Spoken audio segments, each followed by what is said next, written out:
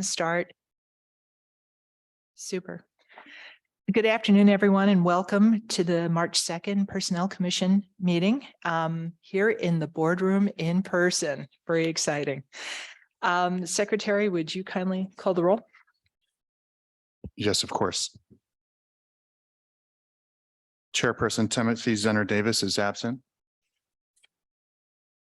Vice Chairperson Heidi Goldstein Present. and Commissioner Roeder. Here. Thank you. So today, Commissioner Heidi is the acting chairperson in Timothy's absence. Super. Okay. I'm familiar Thank with you. the role. I think I can do it. Thank you. Great.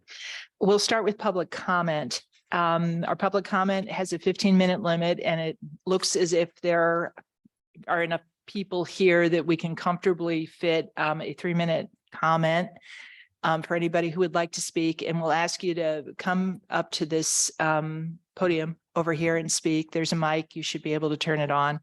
We time informally, but if you are interested in making public comment, please queue up or come up or raise your hand or however you'd like to do it.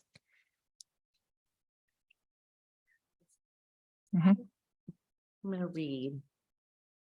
Sharon, is your mic working? Susie, hello. Great. Okay. Super. I love mics, by the way. Sorry. Here I go. I've been a kindergarten teacher and a first grade teacher at Washington for 23 years. I feel our school community has a lot of care and understanding when it comes to our staff. I'm sorry, you could start again, but if you could just state your name just Oh, yeah. so My name is Denisha Wash. thank you. I've been a kindergarten teacher for 23 years, and I feel our school community has a lot of care and understanding when it comes to our staff and our students. It's been a struggle the past 3 years, but we've supported one another and endured. I'm writing to you. I'm telling you that I am here because our secretary retired, Desiree Green. She retired about 4 weeks ago. We're fortunate to have Miss Jones, Lois Jones, in our office, who's been working part-time for 6 years with Miss Green. She knows the families, the staff, and the everyday workings of our school. She's also been teaching the kindergarten students in the after-school program. She's worked a long time at Washington, and she has a relationship with students, families, and staff, both at Washington and in BUSD. Everyone knows her and respects her, and we were told that she was not on a merit list. Now that our principal is retiring too, it is so important for her to be our Washington school secretary.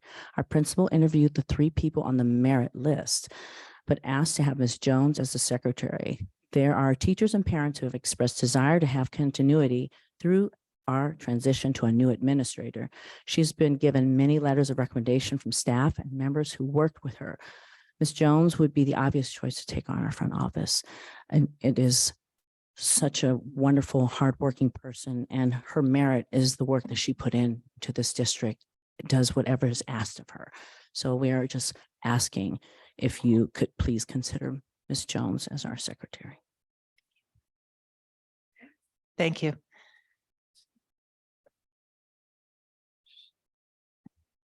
Hi, my name is Tam Nguyen, and I am the parent of a 3rd grader and kindergartner at Washington Elementary. I'm here today on behalf of over nearly 150 parents who have signed a petition in support of hiring Ms. Lois Jones in the administrative assistant position in our front office. We understand and have a deep respect for the rules that are negotiated by the union and that are established by the district, but also know that these rules cannot exist in a vacuum. In the best interest of our students, teachers, and our school community, we believe that there are unique external factors that should be considered in hiring our next administrative assistant. You may or may not know, but both our administrative assistant, Desi Green, and our principal are retiring this year, which means that 10 years of institutional knowledge are walking out of our doors. Additionally, during the pandemic, our beloved security officer, Mr. Ken Hunter, passed away unexpectedly. These 3 essential staff members know every single one of our students and help to keep our schools safe. And those 3 people will no longer be with us at the end of the year. We have the 2nd largest elementary school in the district and are located in downtown Berkeley, right next to Berkeley High. Our campus is also divided by McKinley Street, which makes our school grounds kind of transient. To be honest, I don't like letting my mind go there, but this is the reality we live in, and we feel like it's very important to have somebody who is very familiar with our students, who's familiar with our campus and our school, to be able to know who's coming in and out of our, and to know like who shouldn't be there and who should be there. But God forbid anything happens at our school, or if someone enters who isn't supposed to be on campus, we believe that it is essential for the safety of our students and our teachers that someone in the front office knows them and knows our school.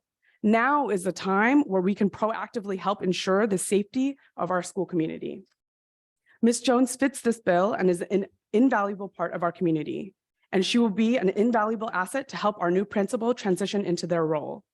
Last night, we had a meeting with Debbie Dean, who's in charge of hiring our new principal, and she said that there are currently no internal candidates for this principal position. And so having Ms. Jones feels even more important in the transition of our front office. We are here today because we really love our school community. We love Washington. We love Ms. Jones, but we're asking for you to take just a more holistic look at the bigger picture of what's going on in our school's front office during this hiring process, and that you'll put our students' well-being first and amplify this message to the powers that be. We believe that hiring Ms. Jones is what's best for our students and our school community. But thank you for your time and for all the work that you do to make our district great. And we hope that you hear our message today. Thank you. Petition. Thank you. Is there someone else who'd like to speak?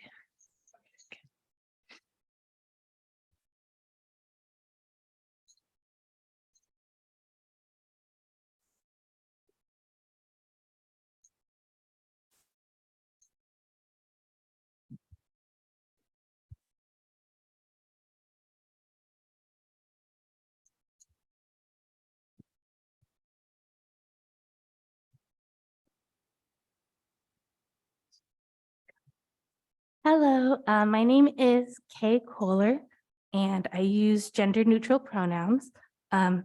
So I'm here to read a letter on behalf of a past BCCE member, Lynette Robinson. So 3 asks are contained within this letter. Those are underlined for your convenience. The asks are as follows: requesting the reinstatement of Lynette Robinson with the option of going to her preferred site. I'll read as much as time will allow. She was involuntarily transferred twice. The first occurrence had to do with how she wasn't able to take her breaks. There was someone on her schedule, Lanisha, a contractor, who was supposed to break her, but because of the mismanagement of the schedule by Kristen Hardy, that person did not have Lynette on her schedule. Lynette submitted timesheets for missing her breaks and lunches and received an involuntary transfer back to BHS and was never paid for that missing time. The second transfer came after a disagreement with Kristen Hardy. An email exchange took place between her, Kristen, and another BCCE member the day before Kristen tried to deliver her a letter of involuntary transfer. The protocol is laid out in the following clauses in the BCCE contract.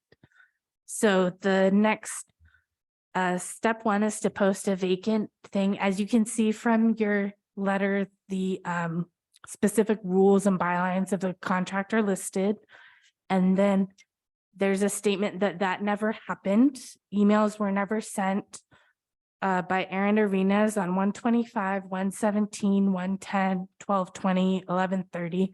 Never mention a behavior intervention specialist vacancy or my position, a deaf interpreter vacancy. Further back, Brian Westover sent recruitment from 1017, 1011, 930, 921. Finally, the official BUSD recruitment website does not mention these positions having vacancies for BIS or an interpreter for the deaf. Then it goes on to talk about voluntary transfers. And it says that in 17.71 continues, in the event the district makes a transfer pursuant to 17.7.1 and more than one unit member at the affected site department possesses the requisite skills and experience, then the unit member with the least seniority shall be transferred. Lynette Robinson has anywhere from 15 to 20 years in this district. She is one of the last people who should receive an involuntary transfer, notwithstanding that the district isn't even recruiting for her position to create less senior employees. The contract reinforces that this recruitment must occur first in Article 17.7.2. There's been numerous involuntary transfers this year, and they all need an investigation into whether this process has been followed. Of those that we have knowledge of, all transfers occurred within a few days of a disagreement with Special Education Supervisor Kristen Hardy. There is a pattern here, and there should be a moratorium on involuntary transfers until this is resolved. Therefore, our second ask is to investigate all involuntary transfers out of BHS this year and offer all involuntary transfer the option of returning to their original post.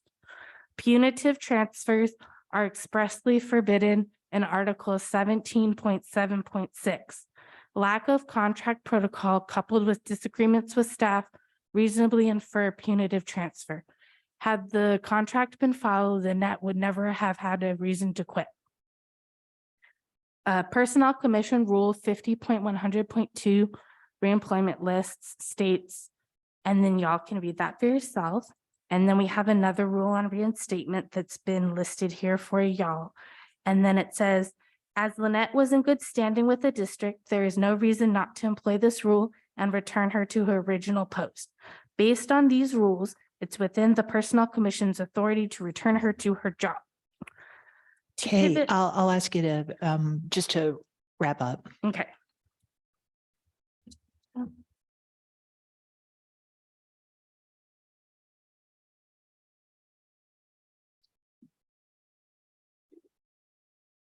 All right, so in ending, the Personnel Commission needs to act independently and with teeth in these matters.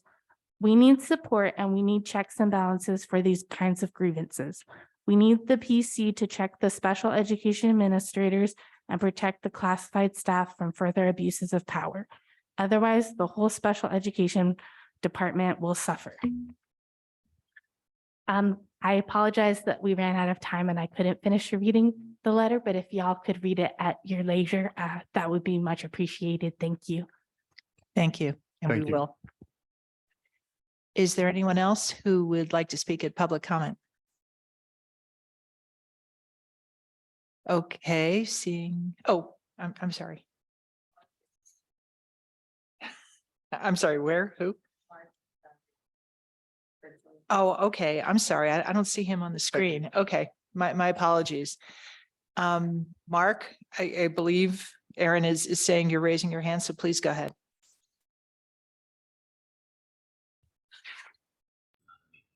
My name is Mark Rami and I work at Berkeley High School. And I want to add on, can you hear me? Hello, can you hear me? Yes, Mark, we can hear you. Okay, thank you very much. Okay, Mark Rami at Berkeley High School. I'm sad that Lynette Robinson had two involuntary transfers this 2022-2023 school year. Hoping that the district. Mark, are you on a Yes. headset? Yes, I am. I don't. It's not working real well. I wonder if you can do something else so we can hear you. Let's see. How's this working? So far, so good. Okay, so I'm so sad that Lynette Robinson had two involuntary transfers this 22-23 school year, hoping that the district corrects their no process, as it appears to me, no process involuntary transfer violations of our PCC contract. Another point I want to make is that I'm sad that a lot of the people didn't get information about the questionnaire. Eileen Jacobs and Kristen Hardy didn't apparently know about the initial meeting on Zoom for the compensation and the classification and compensation study. And I let them know in advance that there was going to be a questionnaire following through, and they let me know that, actually Kristen let me know that it would be provided that we could do it during the workday, and that changed the last minute. So I'm frustrated that a lot of people probably tried to finish the questionnaire hurriedly. And I'm sorry that Kristen and Eileen didn't know about the questionnaire and know about the other thing. apparently. And I'm just, like I said, I'm sad that I think a lot of people try to do things hurriedly. I heard that it was extended to the 3rd of March, but a lot of people didn't know about the information. But next time, I don't know how long that's going to be in the future, but next time if the information could get across, that would be great. And the other thing I wanted to say, I've submitted 9 complaints already this school year, and the first 2 were ignored. I resubmitted them. I had a chance to speak to Ms. Yasmina, the test pick, about it, and I refiled 2, and none are completed. And as of this date, I only had the district contact me once for more information about the very first one. So that's very depressing when I'm depending upon the system of the complaints to go through. I did write a complaint. One of my complaints was that the complaint process had a problem. The district level complaints didn't have a timeline on them. And the situation is still the same right now. So I just switched over to UCP. So there's still things that are a problem, that it states that you get a letter of acknowledgement, and a letter implies something in the US Postal Service, and letter of findings. And I think they just mean emails. But I had a chance to talk to Ms. Yasmina about that, and she said she also heard from Anikia Ford Morthell that that's something that needs to be fixed. But this is a problem if it's not being fixed, and we can't follow. I'm looking at the board policy 1311, and it's still mentioning the district level complaints aspects. So that's frustrating. Let's see, and I mentioned. Mark, I'll ask you to wrap up, please. Okay. IEPPs have asked supervisors over and over again for a place to store our things. We'd have no locker. We'd asked the administration, our principal thought about it. We still have no place for our stuff. Every time I go places to different classes, I have to take everything with me. I can't leave things. Otherwise they'd be stolen or damaged. We're still asking, we've asked for years, for places, since we don't have a desk, we don't have a phone, we don't have offices as far as IEPPs and BIS. And that would be, we need to also be able to keep confidential materials, but we can't have, since we don't have a place. Okay, thank you very much.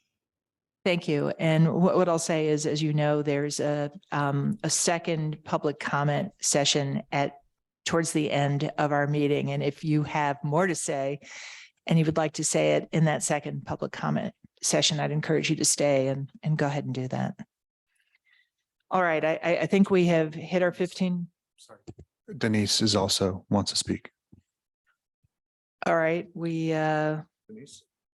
Yeah. We're going to extend a little beyond 15 minutes then to go ahead and do that. Denise, go ahead, please. Yes, I would just like to thank Sarah Goodwin for providing me with the information in regards to amendments to the Personnel Commission minutes.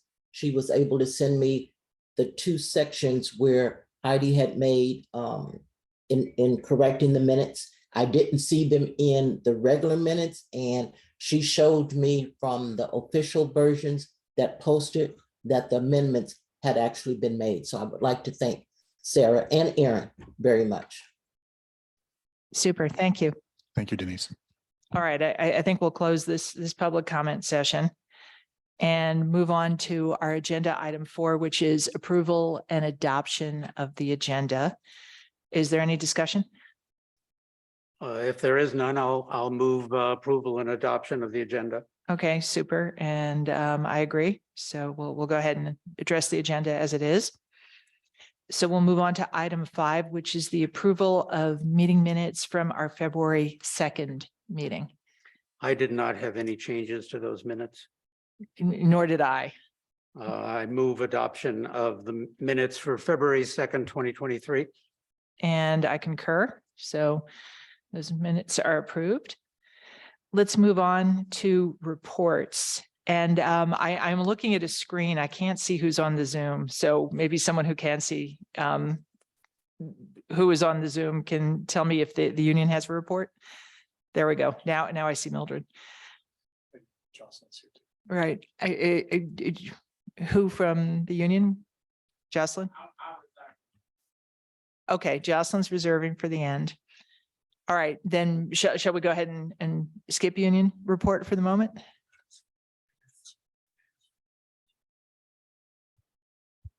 Mildred, I see you on Zoom. Did you want? Right. Do you Mildred's want to speak? Do you want to give the report? Okay, go ahead, please. Thank you for this opportunity. I wanted to bring to the commission's attention that I had the opportunity to visit with the admissions department and just really take a good look at our admissions department and how they are understaffed. And it's a huge concern that the union have. So I did have the opportunity to speak with Charlie regarding the concern that we have regarding the admissions department and them being understaffed. So they are not only understaffed, but they're being overworked. And I know that this has been brought to the commission probably years ago, needing more hands in the admissions department. We know how important the admissions department is. So in speaking with Charlie, we came up with hopefully a plan that where between the union, Charlie, and HR, we can come up with a good plan that will help support the admissions department. So I told Charlie that I was going to bring it to the commission's attention, what we're working towards and supporting the admissions department. I'm here, okay? And so I wanted to say that. Thank you so much for the time. Thank you. Okay. And Jocelyn, you want to go after this, or do you want to just wait for public comment? All right, got it. I understand. Okay. Let's go on to district reports. Is there someone here from the district? Super. All right, Samantha, please.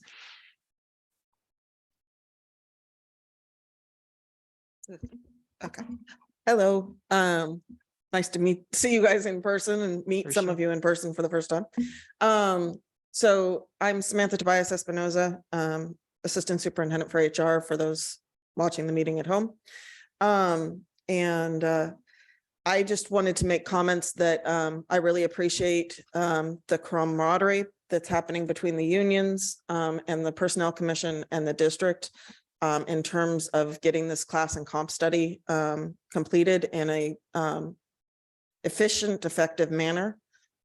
We've had speed bumps, but we are working through those and are doing everything in our power to make sure that this is an effective reclassification study, or however you want to word it, so that we are able to really make sure that our classified employees are being represented by their job descriptions as well as are getting compensated effectively. And that's my one and only comment. Thank you. Glad to hear it. Let's go on to commissioner reports. Commissioner Roeder. I think that would be me. So I'm Isaiah Roter, and I'm a commissioner.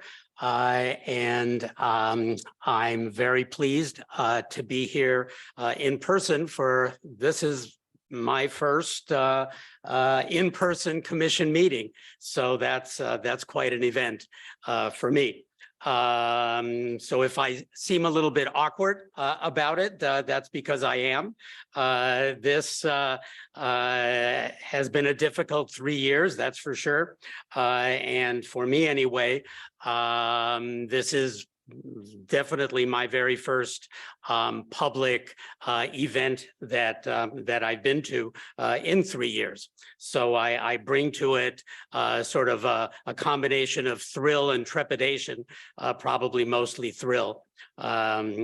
So as far as a report is concerned, I do want to echo something that our chairperson mentioned, Tim Zener Davis, at the last meeting, which is, and it follows on from what Assistant Superintendent Espinoza said, which is to encourage everybody, all classified employees, to please participate fully in the classification and compensation study. There's a lot of opportunities for participation. There's the questionnaire. Some classified employees will be interviewed as well. And I'm cognizant of what Mr. Mark Ramia pointed out about potential miscommunication from time to time. I think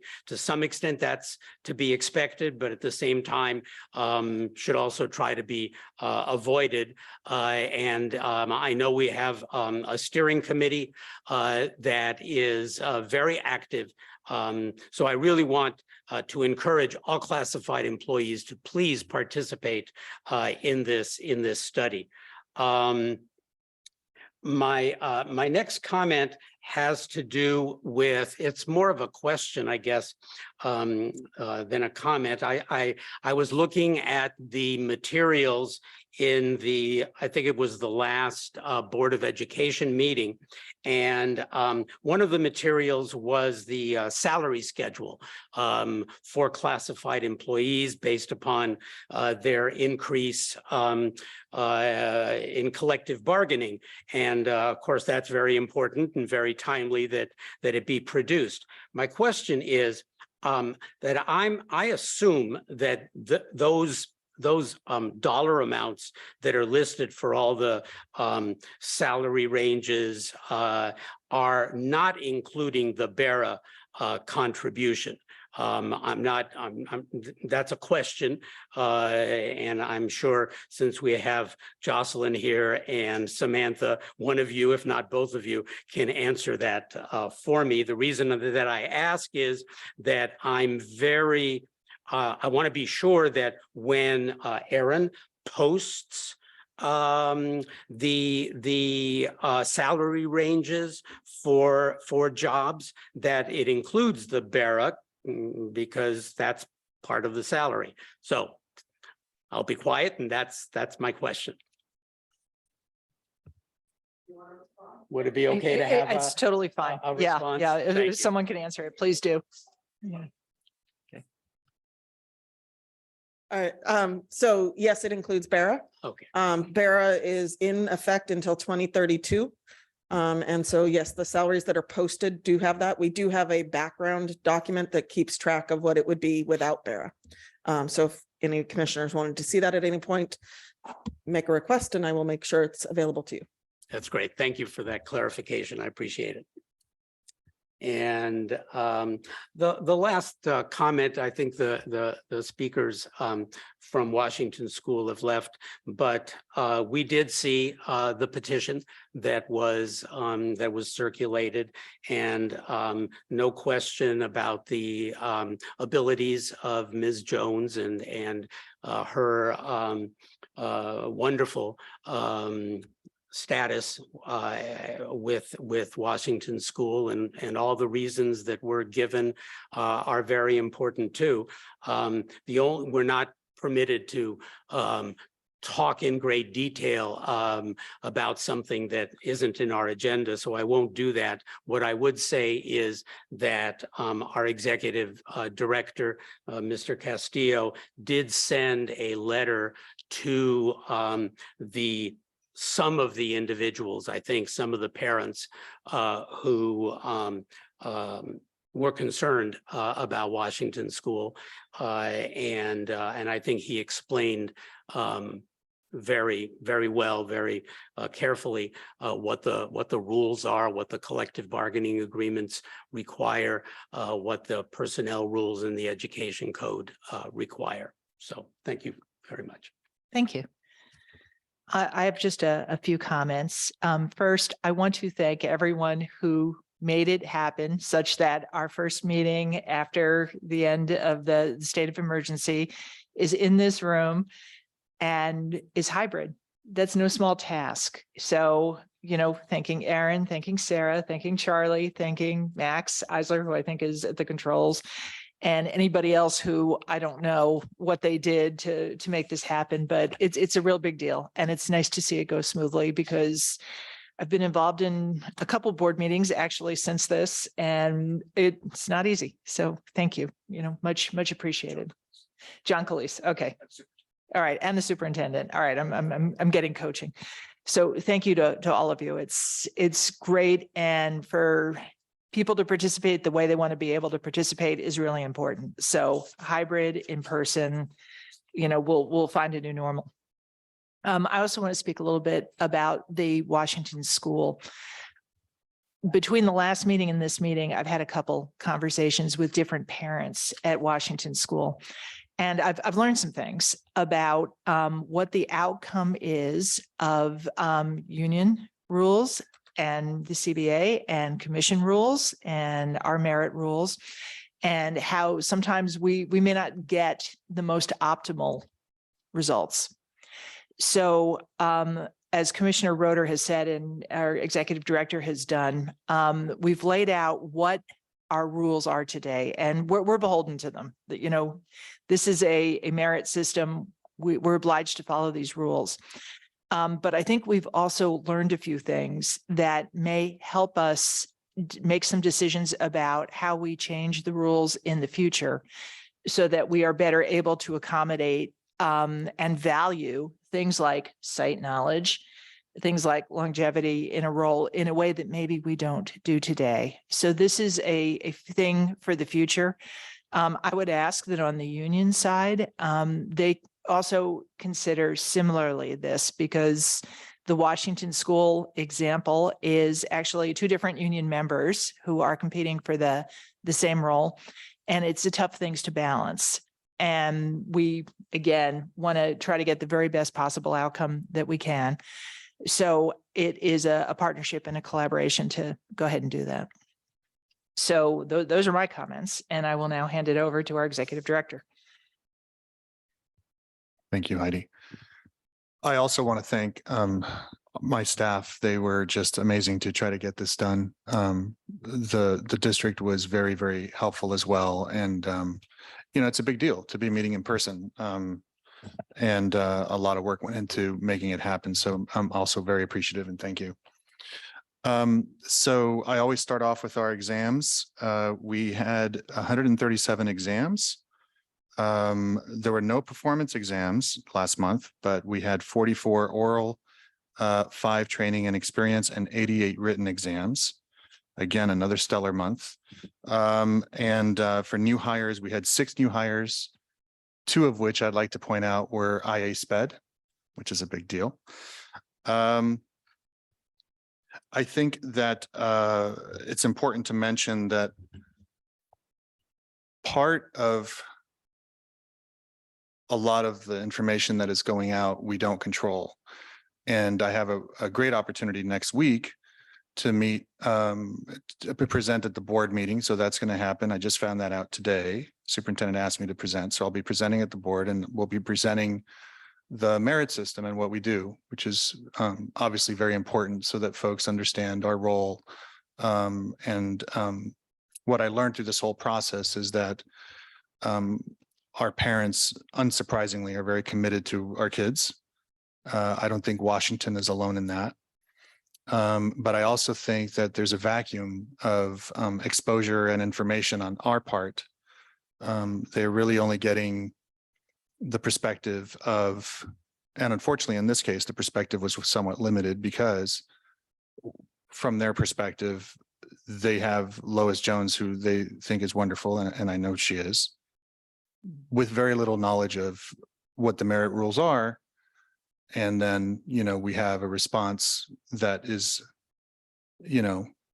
why is this happening? So the lesson for me, and I think for all of us, is that we do have to present before the board, try to get in front of parents, try to get what I called last year, the roadshow or the educational campaign, to make sure that parents, our community members, our board members, our employees understand what our role is and how beneficial it is to be in a merit system.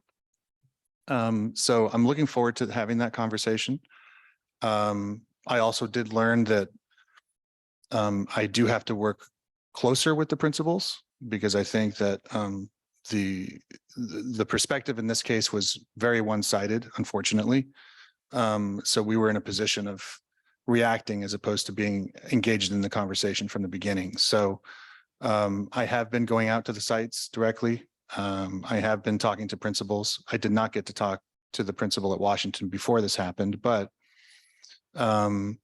that position is still, as to my knowledge, they have not chosen someone because BAM has chosen someone from that list. So I think it's my understanding right now, as far as an update for you, the commission, that Ms. Jones is in the exam process. So we will wait and see if this can still happen for Washington. Because BAM also chose someone, and we now have 2 people on the list. So I'm sure my staff will let me know where that is. So maybe there is that possibility still, but I think I can't say enough. We have a great opportunity next week and doing this presentation for the board and making sure that everyone understands what a value add we are. One of 94 merit districts. I think there's 650 districts in California, right? So it's unique, and I think it's a good thing. So I look forward to that. The involuntary transfer situation was brought to my attention. I will say that I am looking into it. I think Kay Kohler's presentation was also helpful. I will say this, though, and I've already communicated this to my colleague Samantha, and I communicated it to the union as well. I think the lesson for all of us is that we can all try to be a little bit more, or a lot more, empathetic generally about the circumstances for each employee. And we sometimes have the right to do things that we do for the greater good of the district, but at the same time, each employee has their own experience. And I think that we can try, and certainly I'm going to try and continue trying to be kinder and more empathetic generally, because I think that much like the parents, the school perspective for a lot of our employees is at the school. They don't come to the downtown office. They don't know what's going on here, as we don't know what's always going on over there. So if nothing else, I've already talked to Samantha and Jocelyn about us trying to be less defensive and be more open-minded and try to treat each other with some more kindness. And hopefully that goal spills over into the district and the employees. I know that I have the class and comp report. So can I go right into that? I think that's what's next. I think Commissioner Roeder said it, and Chairperson Zener Davis said it at the last meeting. I've already extended the timeline a couple of times, and I can't extend it again only because it delays all of the other classified employees, but it's not lost on me. And I'm constantly reminded not only of all the hard work that the classified employees do, but that we exist to support them. And this class and comp process is different than the last one. Very, very different. We do have a very active steering committee. We have 116 completed forms and 128 that are pending. In phase 1, that's 444 employees total. And I think that Aaron's really good about telling me this, but this is actually good. I think that my initial goal was I would love to have 100%, but we're close to 50 right now, or right around 50. And I think, and they're not done yet. I'm hoping that maybe between today and tomorrow, we get a few more. But I think what I did learn through this process, and I mentioned this at the steering committee yesterday, each employee who is feeling distrustful, that's a real thing for them. And I think that we have to try through this process between now and November. And I mean, collectively, not just the commission or myself, but all of my colleagues. We have to try collectively to gain that trust and explain to them that this is actually to their benefit and that this is a good thing. I think that as we go farther along, the professionalism and the kindness and the patience is going to start to go through and filter through, is my hope. But right now, we have 116, so we'll probably have about half of the 444. It also begs, in practical terms, the other 200 employees who did not complete it. And, we move on to phase two. So, we have to try maybe a little harder moving forward. We still have another group of BCCE in phase two, and then 21 in phase three. And also as it goes, my hope is that we have, much greater participation by the end, so that it's truly representative of our classified staff, and that the recommendation ultimately going to the board is one that benefits all the classified employees. So it's positive, but I think it is definitely a lot of work and a lot of participation, a lot of engagement. I've had probably, Sarah and Aaron can tell you this, but I've had a lot of engagement in the last 3 weeks directly with employees, which has been extremely informative for me. Informative, humbling, and definitely helped me kind of steer where this needs to go for us to make it really successful. And again, I want to thank the steering committee. They've been great, and the participants have been great, and the employees have been patient. So I think it's positive and going in the right direction, but I'm not resting on our successes. We have to try harder and do more. And I think that's it. That's my report. Thank you. Thank you very much. Let's move on to item 7. These are consent items. These are the eligibility lists for this month. There are 5 of them. Is there any discussion before we go forward? Well, the only thing I would say is some of the lists have quite a few names on them, and that's great that's the case. And then, most notably the school bus driver, which is notoriously difficult to fill, has only one name, which. And this has sort of been the theme of a lot of our meetings lately, recruitment, that I know that our executive director and our staff are doing a lot on the sort of NeoGov and sort of technological front in terms of recruitment, and that's great. I think some of the lessons, we're talking about lessons learned, some of the lessons having to do with Washington School, but also having to do with Rosa Parks at a meeting that I attended of parents and the principal and representatives from the school district, was how I want to, again, encourage parents, encourage staff, other classified employees, encourage the union to, word of mouth is a wonderful thing.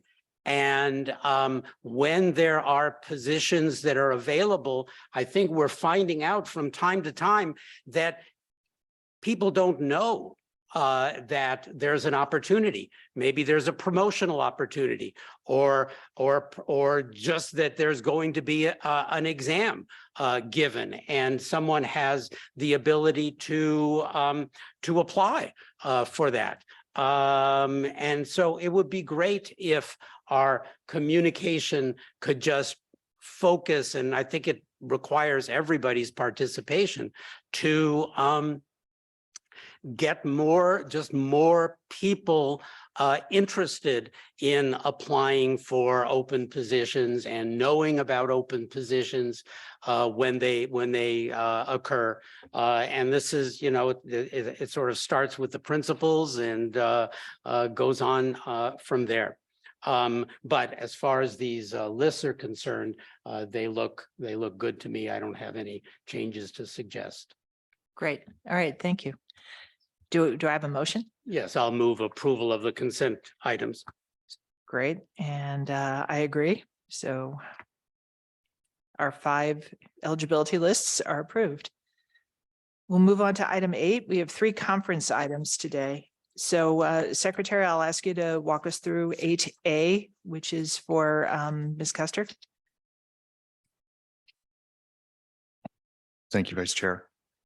I think, one of the things you mentioned earlier, Heidi the need to look at our rules. And one of the rules that is soft on this topic is regarding advanced step.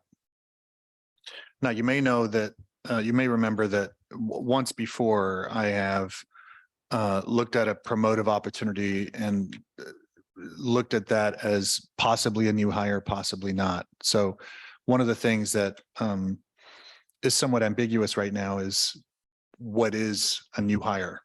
Are we allowed to advance step someone who within the system now has a new job, but it's a promotion? So knowing that this is a case by case and definite note that this is something we should tackle in our merit rules project, I looked at Larona's initial request, and her initial request was an advanced step 5. Now, knowing that Ms. Custer, you know, from one position to another, there's a jump. I don't factor that in. What I factor in is I take it, and I took this approach with Larona. Yes, it's promotion, but this is a new position for her. And knowing that, and knowing that she was already serving in an HR capacity working for Samantha's group, I took that into account. And I also took into account the fact that, you know, to me, it means a lot when someone has taken so much of their own time to professionally, in terms of professional development. And no one can question, when you look at Larona's certificates, how many certificates of completion she's done in areas of HR. So knowing her experience and then counting the certificates for experience as well, I'm recommending a step 2, not a step 1, or step 5, but I think a step 2 is the right recommendation. Thank you. Let's see if there are questions.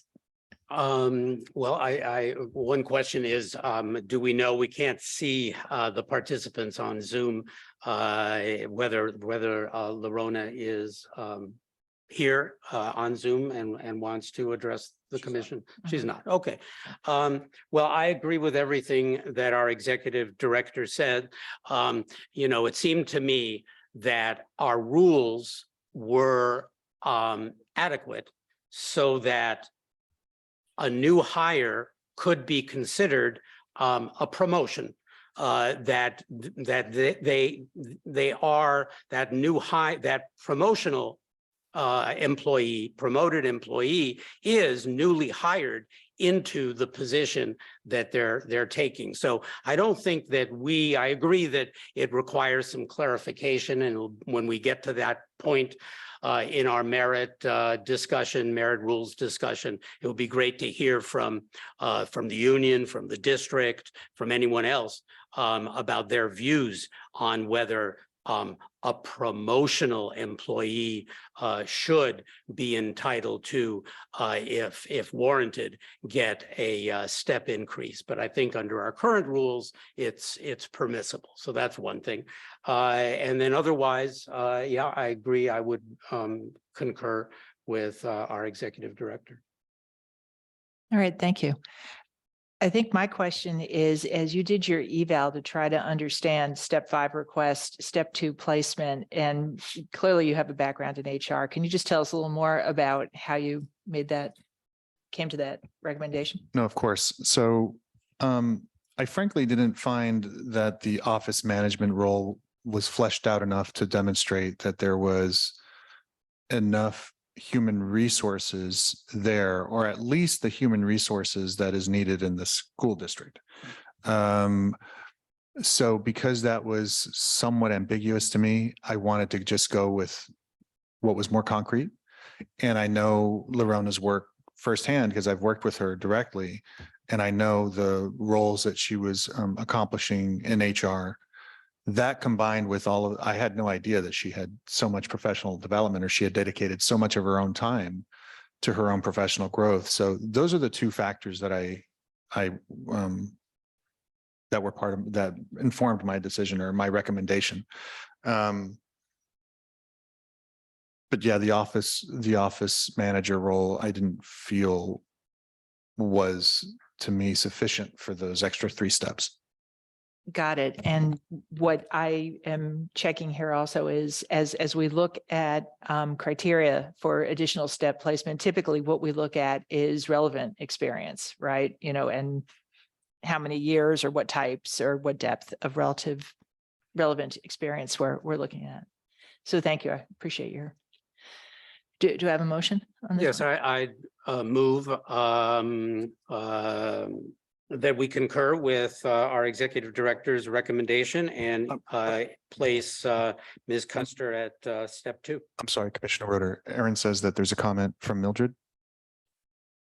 Oh, okay. Let's go ahead. Sorry, I'm not seeing the hybrid screen right now. Okay. Sorry. I understand. I know this is different. I appreciate the fact that you gave us the opportunity. I just wanted to share in listening to you all make comments regarding the step increases for promotional employees. One of the things that I always was reluctant and felt concerned about is that we tend to give step increases to new employees that come, but we never really look at our employees who have been servicing our district. And why shouldn't, just because they're getting a promotion, not be able to receive a step increase, especially if they find that their experiences and their knowledge is due just that. One of the things I would like to share is that when you're working in a human resource department, and Ms. Samantha can tell you that I am big on this, when you're working in HR, one of the things that you have to be able to provide is customer service, because you're dealing with people throughout the whole district. One of the things that I have found and I don't know Ms. Custer personally or anything like that, but I've had the opportunity to work with her from when she first came into our district as a sub, and as she has promoted to now where she is as HR. One of the things that I find that Ms. Custer has is excellent customer service. One of the things that we need in our district is to be able to provide excellent customer service, not only to district employees, to parents, to students, but whatever, but she is awesome in serving the district and serving the people and in reading the packets, because you know you want to try to read the packets prior to coming to the commission and looking at all the certificates and things that she obtains, and just seeing how quick she's able to pick up on things that support other people in HR. I would like to see Ms. Custer possibly be put at a higher step than a 2. So I just would like to share that, because again, I just want to reiterate that we don't tend to support our employees who have been serving the district with step increases, but we support new people that haven't serviced the district yet with step increases. And I've always been concerned about that. Thank you for the time and allowing me. Thank you, Aaron, for making sure they see me. I appreciate it. Thank you. Thank you for the comment. Any other discussion? Well, the only thing that I would say in connection with one of Mildred's comments is that, for better or for worse, and it may be part of the education code, our rules only permit a step increase for new employees. We're not allowed to just raise the salaries of existing employees. And one of the functions of the compensation and classification study will be to see how positions and salary ranges for positions compare with similarly situated other districts in our area. So we'll have to see what the outcome of that is. But step increases are for new employees. And the only question was, is a promotional employee a new employee? And my answer to that is yes, I think it is. Thank you. Any other discussion? So Okay. I would, reiterate my motion Uh-huh. to agree with our executive director's recommendation to increase Ms. Custer to step 2 of the salary schedule. And I concur. So it is done. Okay, thank you. Secretary, we have item B for Marie Ferguson. Can you walk us through that?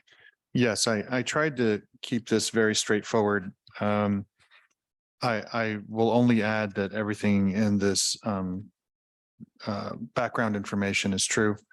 I found Marie to be very helpful, very patient with what was probably redundant questions for her. She was very patient, very honest, very forthcoming, and really great with her time. Not an easy decision for me to determine that, I do believe Patty Duell got it right the first time. I didn't see anything that was outstanding in terms of the 2-year gradual accretion. That said, I said this to Marie already. I do think that the class and comp needs to pay special attention to her role, because my concern is that her role is a single role in the district, and without comparables that are actually reflective of Ms. Ferguson's role, I would like the class and comp to look at similar roles in other districts to make sure that I am correct and that Patty was correct and that she is where she needs to be. But given the information I have from Patty, given my own desk audit, and given everything I observed and documented, right now, I am not recommending for a reclassification. What I am recommending is that the classification and comp study take a very close analysis at Ms. Ferguson's role. So almost like a to be continued. But at this time, I would say I'm not recommending a reclass. Thank you. Is there discussion? Well, I noticed that Ms. Ferguson is here, so I'd like to defer my comments until I've had a chance to hear from her. Okay, and I assume her hand is up. So Marie, please go ahead. Good afternoon. Charlie, I want to thank you for allowing me to postpone my agenda because I was out on medical leave. So I thank you for putting me on the agenda for March. But when we spoke, Charlie, back on November 1st, you informed me that you did not know where to place me since I had a standalone position. You will submit my name along with 2 other employees for the comp study group, which have not happened as of yet. I'm still waiting. Secondly, I've come before this PC on numerous occasions since 2017, which is 6 years now. I have provided supporting documentation regarding this issue. My concerns is that when I came into Berkeley High in 2017, I was a school admin 2 at a range 46. The position was previously a program assistant at a range 50 for over 20 years. The program assistant position was eliminated in 2015 and 2016 by UN Consultants. The position was downgraded to a range 46, but the work of the range 50 remains on the desk that I'm still doing to this date. Charlie stated in his notes that he sees there's evidence to substantiate a more increased workload that I have at the high school. The workload that I have is of a program assistant. Even though the position went away, the work remained there, and I've been doing the work. That's why there's a difference from an elementary SSA 2 versus what I'm doing at the high school. I was reclassed in April of 2019 because I was doing the substitute part, which is facilitating and coordinating substitute daily absence for full or partial absence throughout the day. Whereas the HR coordinator handles the sub piece for the K-8 schools. So I just want to bring that to your attention because this is like my 4th, 5th time and you guys are not looking at that. And I want that to be noted on here. So my concern is Berkeley High have over 3,200 students. The complexity and the volume of the work that I have is much greater than elementary and middle schools. And you're not taking that in consideration. Lastly, I submitted letters from the principal Regoza and my supervisor, Tanya Coleman, providing supporting documentation. I'm a little confused and concerned because Mr. Regoza, Tanya Coleman, and myself were all interviewed by the classified director. And now for you guys to say that you're not going to do anything about it, and now I got to go back through the process all over again. Remember, I started this process March of 2022, before the comp study even went into place. Now here I am back at square one. So I want to say, where's the support from the Personnel Commission? That's all I have to say. All right, thank you. Is there anyone else on the Zoom who wants to speak? Okay, all right. I'll speak a little bit to this as well, because this has been a longstanding issue. And I think that the disconnect between the type of work and the amount of work has been the sticking point here. When our executive directors, and this was before Secretary Castillo was in the ED role, Patty Dewell, who had been in this role before, also took a look at this. And their obligation was to work with the Ewing baseline, whether or not you agreed with it. That was their obligation, to work with the Ewing baseline and try to understand if the role had changed since Ewing looked at it. And Secretary Castillo explained, what he found and what Patty Dewell found when she looked as well. So the class and comp study is our opportunity to bring in basically fresh eyes on this. And I think it's right to ask them to focus on it. Marie, I don't disbelieve that you think it should be different and that you have reasons. And our best shot on this is to ask in our new class and comp study that they look at this carefully. And, we will see from their analysis where they come out. So I think you are probably tagged as one of the people to be interviewed. Is this role in this round of class and comp or second round? Okay. So, when the second round comes, they absolutely need to hear from you. I would really urge you to talk with them at length in an interview, in addition to the paper documentation, so that we can, bring some closure to this and do something that is fair, that is right, that is analyzed and analytic and, proportionate within what we have in our district. So those are my comments. Yeah, I agree with everything that you just said, Vice Chairperson Goldstein. And I don't think I have anything to add to that. Thank you. Okay. Do I have a motion then on item B, which is no action at this time on the reclassification request? I'm sorry. No, I quickly have a quick comment.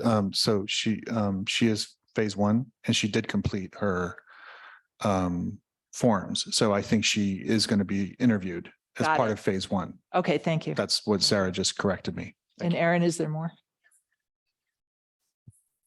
Oh, okay. All right, thank you. All right, Thank Denise, go ahead, please.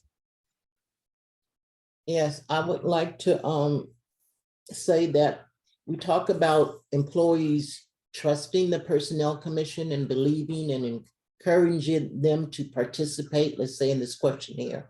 But it's issues like for Marie and like for Lynette that have been lingering, and the commission is kind of stepping back rather than actually taking action. As Marie said, this has been going on since, I'm going to say 2019.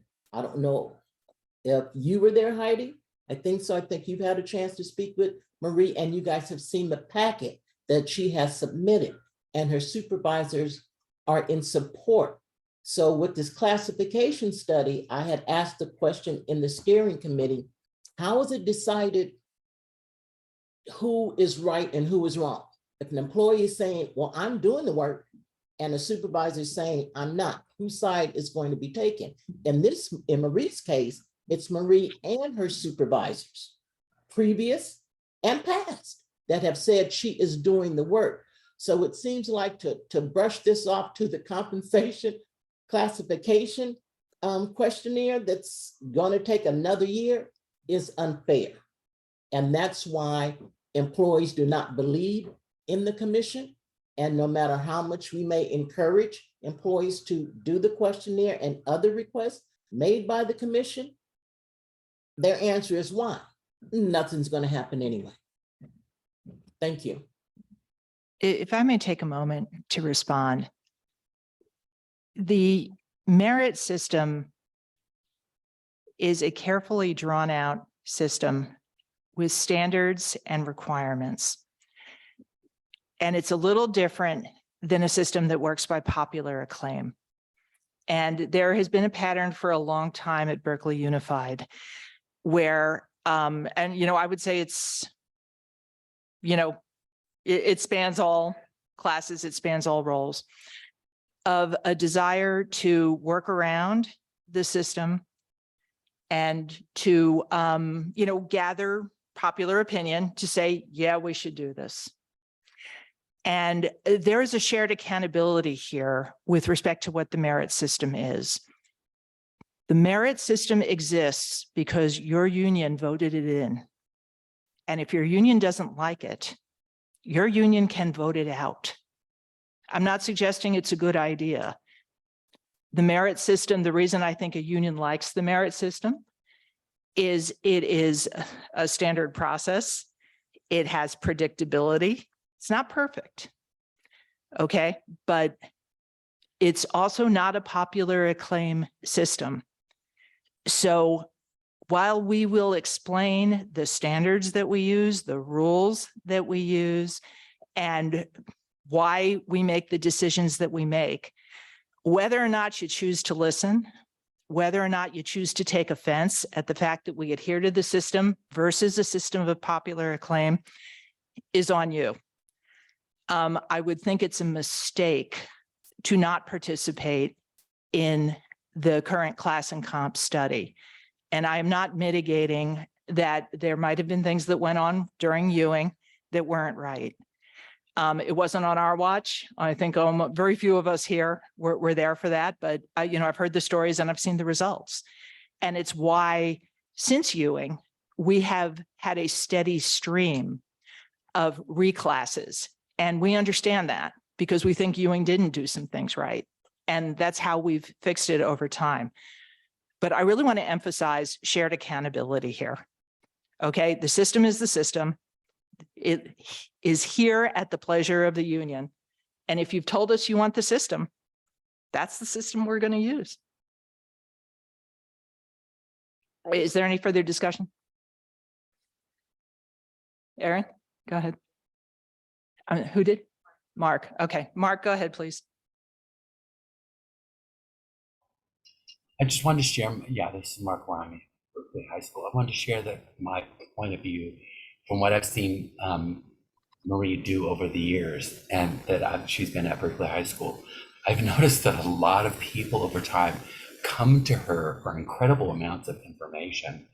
And I can't say that what I'm saying is exactly accurate, but it looks like even the people, the vice principal, these people come to her and she shares with them things that they don't know. So I've been just astounded sometimes at the amount of work where you have used to be 3,200 students and all these teachers and everybody. A lot of people right away come up and try to talk to Marie about certain things, and then she has to tell them. So I just think the workload is immense, and to me, it's like a lot of times she informs a lot of people in the office. It's an incredible amount of work. That's it. That's what I wanted to share. Thank you.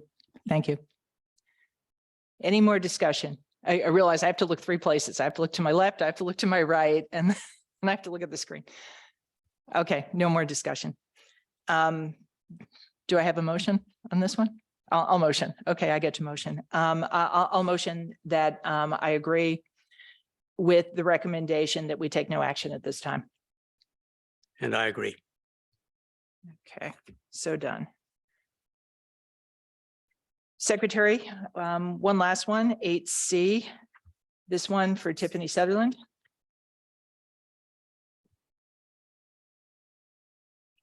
Thank you, Chairperson. Tiffany Sutherland, just to give some background here. In June of 2022, I asked the commission to extend the list. And it was the school admin 2 list, school admin 2 or school admin 3? 3, the school admin 3, thank you. School admin 3 list. And there was conversation with the principal at the time that, Ms. Sutherland was backfilling a leave that we knew about. And to all of us, it made sense that if we have somebody who's on the list, ranked number 1, who's subbing, let's try to extend it, because if the opportunity should arise that the person not come back from leave, we can do an interview the top 3, and a selection can be made. Well, an employee exercised her right to transfer, which is under the MOU, and she exercised her right to go to a 12-month position from a 10-month position. She had the seniority in that class. She's an existing employee in that class with seniority. And under the MOU, she had every right to transfer into that position as soon as the person was put on a 39-month leave list. And that's Monica, who I should note has been extremely patient. I asked her if she could extend her transfer into Berkeley High, and she was more than accommodating. Tomorrow's her last day at the current site. She's going to be going to Berkeley High as of Monday, and she waited patiently about 3 weeks to allow for the 2 principals and us to try to find a replacement. This is a matter of not a commission rule. This is a matter of the MOU language saying that the employee with seniority rights in the current class has the right to transfer into the position. Now, Ms. Sutherland is here because when we spoke, I said, there's really nothing I can do to overturn the MOU. But, by all means, if you want to come to the commission meeting and you want to speak to the commissioners directly, you should. So she's here. But I did speak to her and I did explain this, and she's here to talk about it, and so you can hear her side of things. Thank you. Thank you. As usual, I look to the other commissioners first for any comments before I go elsewhere. Commissioner Roeder? Not at this time. Nothing? Okay. All right. Ms. Sutherland, please go ahead.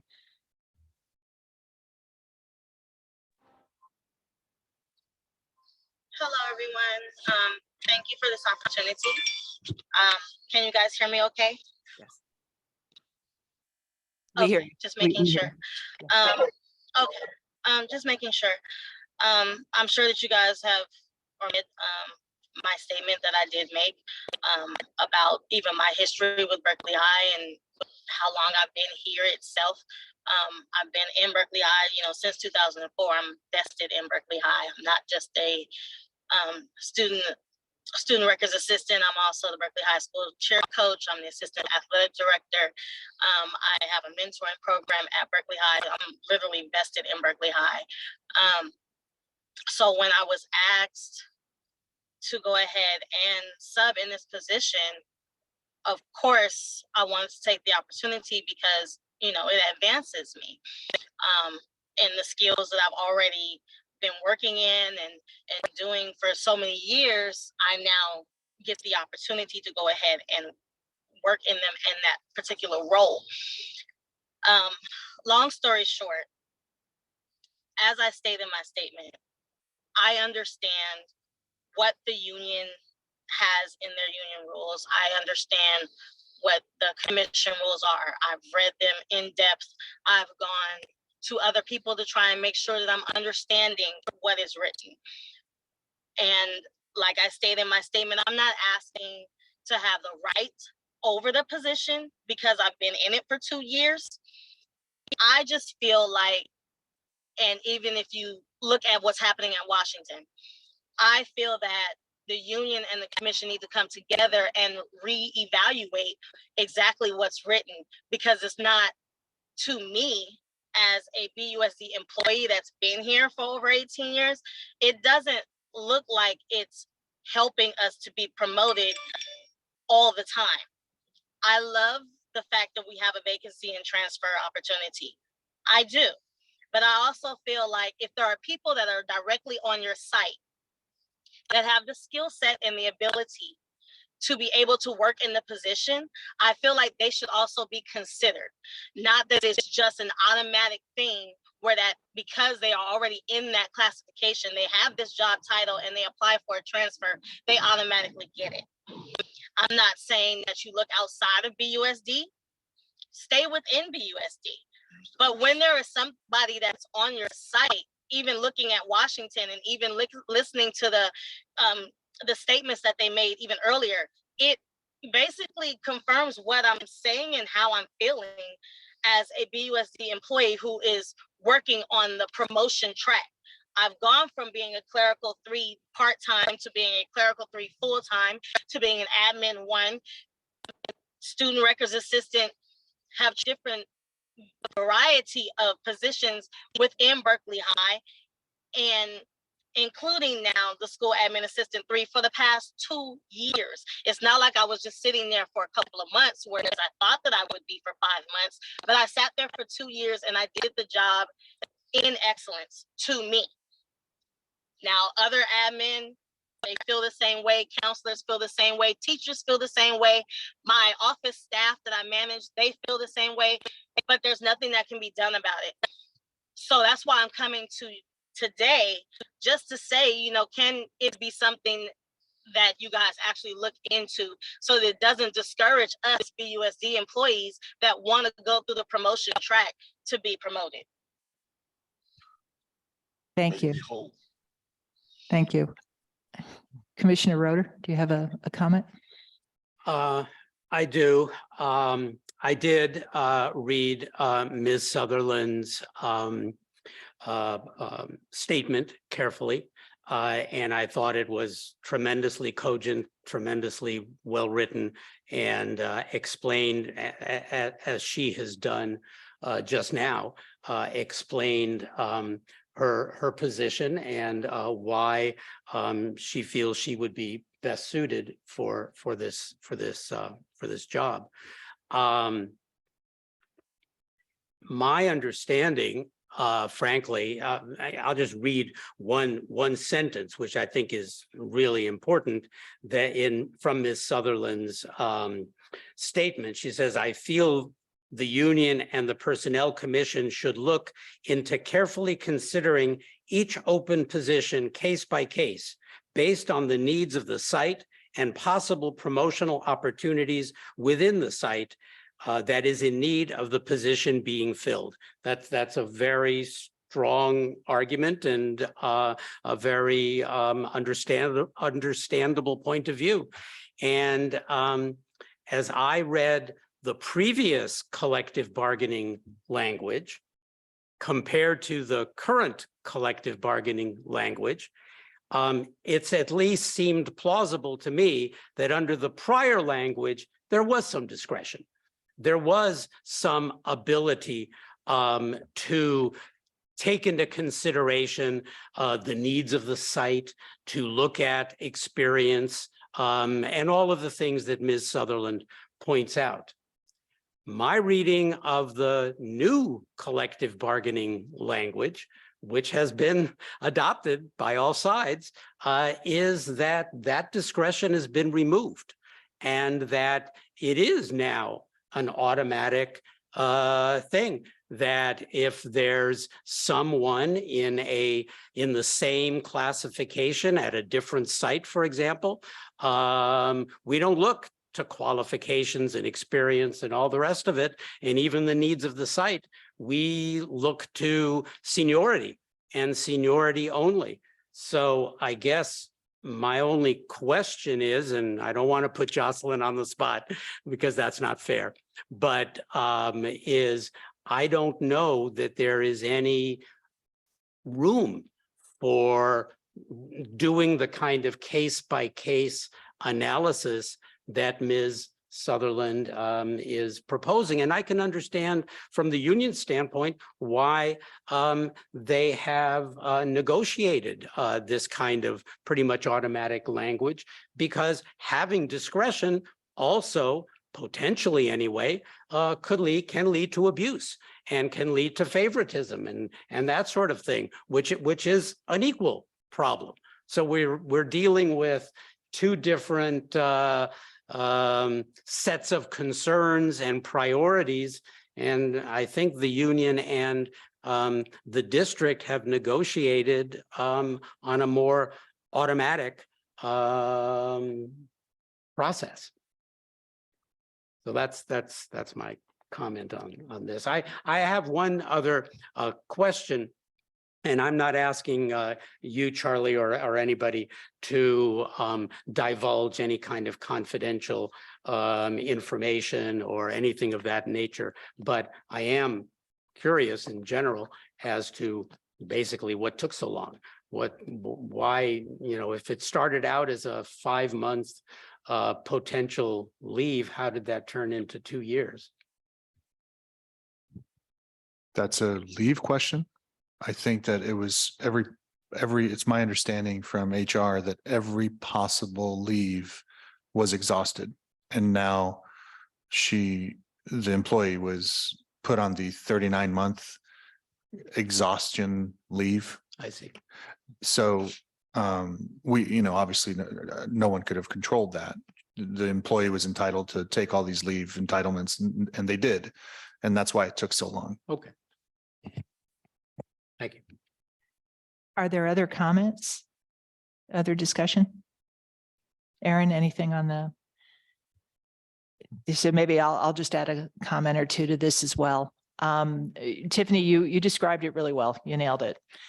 The joint system, what exists in the CBA, what exists in the MOU, and the merit rules are how we figure this out.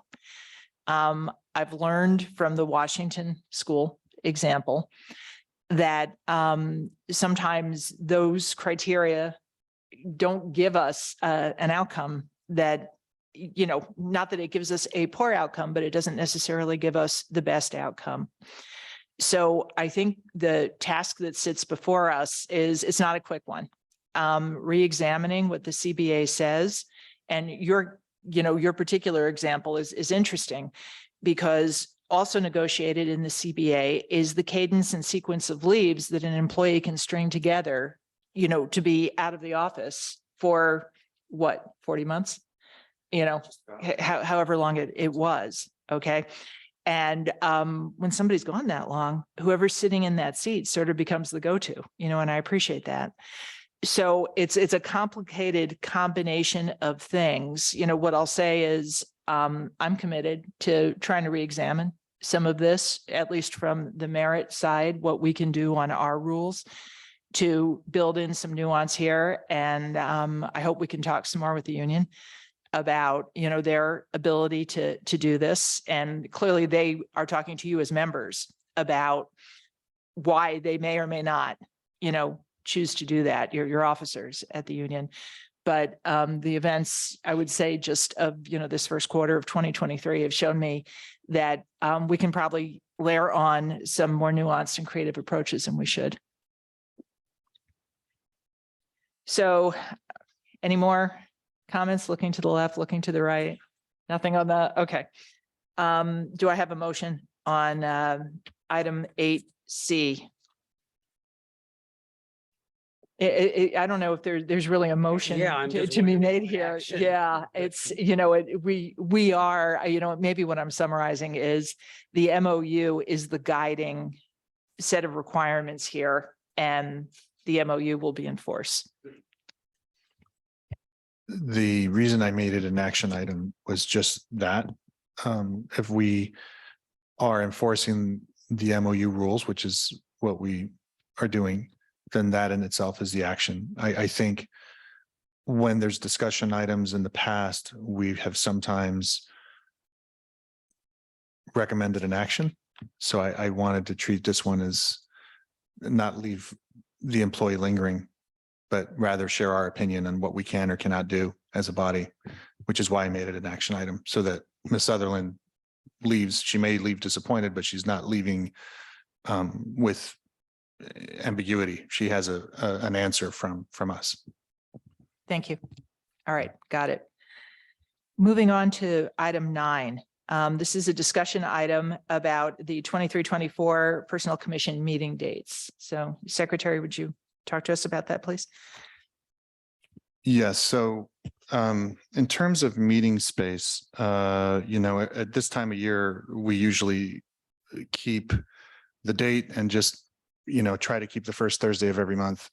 But given the availability of this room, I'm recommending that starting in July, if we meet in July, sometimes we don't, but if we were to meet in July, my recommendation would be that we look at Wednesday, the first Wednesdays, because it's my understanding, and I'm looking at, that's why I look over there. Last Wednesday of every month is completely available. It doesn't conflict with either the city or the district. And we can commit to meeting on the last Wednesday of every month and calendar that all the way into 24. Questions? Yeah, that's fine with me. It would be nice, we don't have our chairperson here right now to, fully commit unless Charlie has already discussed it with him, which is quite possible that. I have not. So we can table this for the next meeting if you'd like, so that he can be part of the conversation. Maybe we should. His circumstances are a little different than our circumstances in terms of day job. A question I do have, if we do the last Wednesday, is clearly November and December. Last Wednesday is problematic. And, what are our thoughts about how that would work? Well, one alternative I think is, I know, and I'm looking at Sarah, but I know that there's a Monday and there are no Monday, but I know that we can possibly look at that calendar, maybe do it and try to schedule something maybe for the Wednesday before. So, we can make an accommodation for November and December if we need to. But knowing that the Wednesdays are locked in, we can kind of make an accommodation for the holiday if we need to, I think. Okay, all right, I appreciate that. Our goal obviously is other people plan around this also. And if, our dates are bouncing around, but our dates bounce around a little bit anyway, because there are, spring break and, winter break and all the rest of that. As I look at the calendar and think about this, really, it's just November and December that I think we would have to just plan carefully and give a lot of notice, because probably on December 27th, which is the last Wednesday in December in 2023, is the whole district off? I mean, yeah. Pretty much. My first year here, I was here and I was here. I didn't see anyone else here. You're by yourself. Yeah, right? pretty much. Yeah. So I think, for November and December, I think we maybe treat that as kind of a special circumstance. And we can figure out either the Monday of that week instead, or another available date. But we have enough advance notice that we can try to plan that now. But maybe we table this for the next meeting so that Tim can be a part of the discussion. I think that's right. I will not be at the next meeting because I'll be out of the country. I'll be traveling. But you're okay with the But I'm Wednesday? okay with it. So, Okay. right. So you can Okay. just kind of proxy me in. Well, Okay. knowing that, then Izzy and Tim can, Okay. Yeah. Right. Decide our fate. All right, let's move on to, we're supposed to move to closed session, and then there's public comment, and Jocelyn's been waiting, I think, to speak at public comment. Can I propose that we move public comment up before we go into closed, just in case Jocelyn wants to go get her dinner? I agree. Okay. So I want to thank you for the opportunity to address the PC. This is my first time doing this, so please forgive my hesitancy. because I needed to know what the room was doing. So a couple of things I want to thank, I'm sorry. I want to thank three things I'm very grateful for: the class and comp. And I'm very happy to be working alongside Director Castillo and Samantha and my other union counterparts to bring this to the district. I really want this to work for us. I was a part of the Ewing class and comp, which did not fare well for us. So I'm looking forward and I'm really hopeful about that. I also want to encourage any classified member that is watching this recording right now to participate, because we can't win if we don't participate. I understand that all of us don't have the trust that we need in this time, but we have to start somewhere. And this is the place for us to start. I want to send a special thank you out to Samantha Tobias Espinosa and Angie Wan.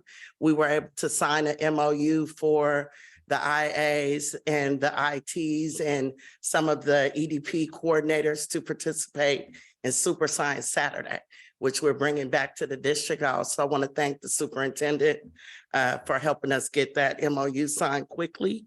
And one more thing. Oh, and to helping to resolve or getting on the pathway forward to resolve for the staffing issues that are happening at Craigmont, where the IA2s are assuming the responsibility of some of the BIS work. We were able to come together in a meeting and come to an agreement and get those IAs compensated. So I'm thankful for that, because moving forward, that group is committed to taking inventory on other sites where IAs are assuming similar work. But what I wanted to come and talk to you about today is the safety at Berkeley High, which is something that is ongoing. I have the privilege of participating in a Monday meeting with the safety officers, and I learned a lot. The safety officers have a big bill to fill at Berkeley High. One of the things, or one of the overarching concerns for them, was the change of time in the schedule. So there is an hour and a half that there is not a safety officer on campus. And I received video this week of non-students and what they classify them as 5150, just walking through the campus and walking to the campus in directions where students are. One of the other safety officers reported that of 120 cameras, there are 10 to 15 that are not functional, and they are not functional in high traffic areas. That should be an area of concern for all of us, for the teaching staff, the school-related personnel, the safety officers themselves, as well as the kids. If we can't keep them safe, we don't have jobs. And the other concern that they wanted me to lift up is that they are understaffed. And the understaffing is happening district-wide, but they feel like if they have 4 other safety officers, then they can do their jobs. And that's something that we want them to do. We want everybody to be able to do their jobs in a safe, healthy environment. But one of the things that they were holding the line to is the fact that their supervisor is not included in the management meetings. And so how does one expect for this group of men and women to respect the authority of someone who is excluded from management? That needs to be something that we look at seriously, because there is no trust there, and they can't trust her if she's not in a place where she can bring their concerns, she can elevate their concerns to a place where people can hear them. And so that's what I wanted to share with you. I conclude my time. Thank you. Thank you. Thank you for sharing that. All right, we're moving now to our closed session item.